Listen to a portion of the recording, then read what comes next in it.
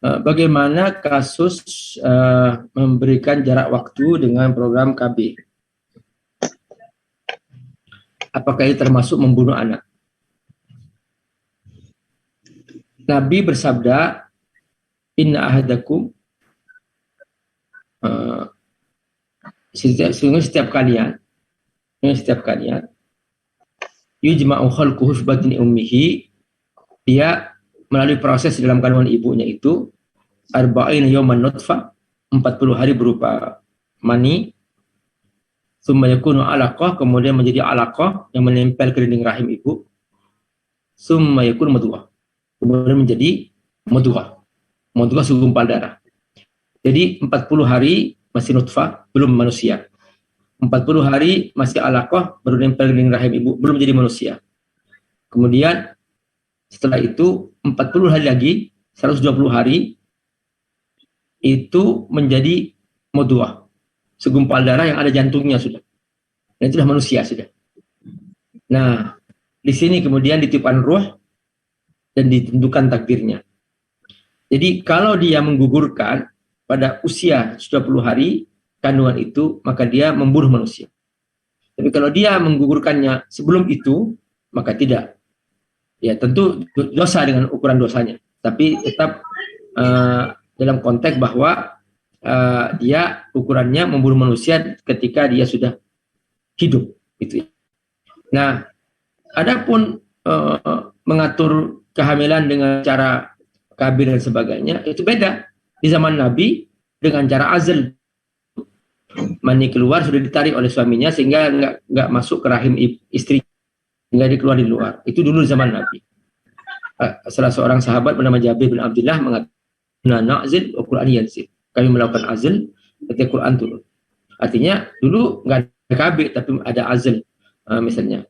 Nah sekarang ada KB, ya silahkan, tapi itu bukan membunuh manusia, enggak seperti itu.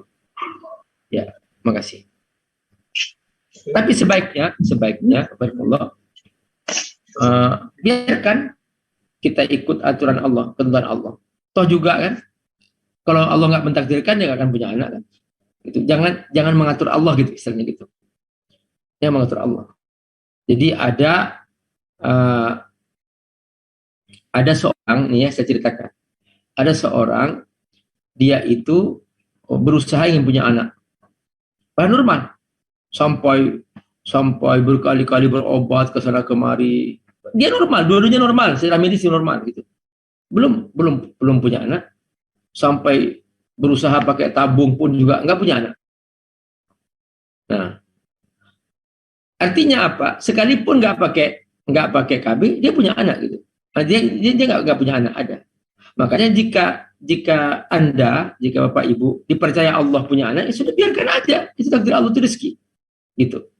Nah, ada seorang ibu, ya, ada satu keluarga, dia itu merasa keberatan punya anak.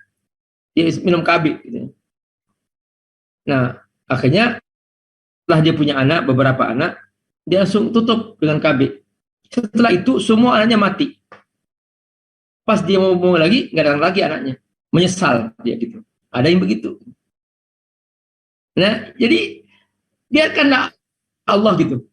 Biarkan Allah yang mengatur kita, Allah yang mengasih rezeki kita. Kenapa kok kalau urusan anak kok direm-rem? Artinya, kenapa kalau urusan rezeki kok terus gitu? Kan sama, anak juga rezeki dan sebagainya. Dia kena aja, kalau memang bukan rezekinya nggak akan datang tuh anak. Kalau rezekinya datang, gitu.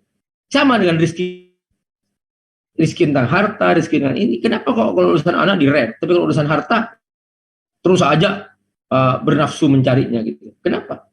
Nah, jadi jangan mengatur Allah. Biarkan Allah mengatur kita jalanin aja hidup biasa saja. Gitu. Itu yang paling baik sebetulnya. Toh juga tidak akan punya anak banyak kalau takdirnya sedikit. Seperti itu.